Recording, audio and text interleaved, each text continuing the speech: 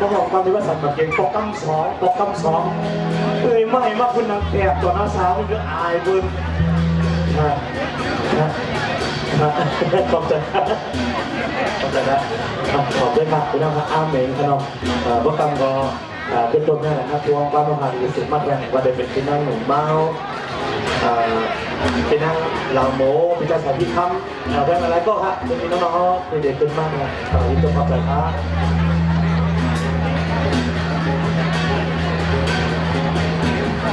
โยนน้องพี่น้องตัวพุกพี่จะขึ้นเนี่ยตัวพุกเนี่ยตัวพุกพี่จะขึ้นตัวพุกเนี่ยว่าเป็นปานเต่าเป็นความปานเต่าแต่เขาในก็ว่าของร้านนี่เหรอ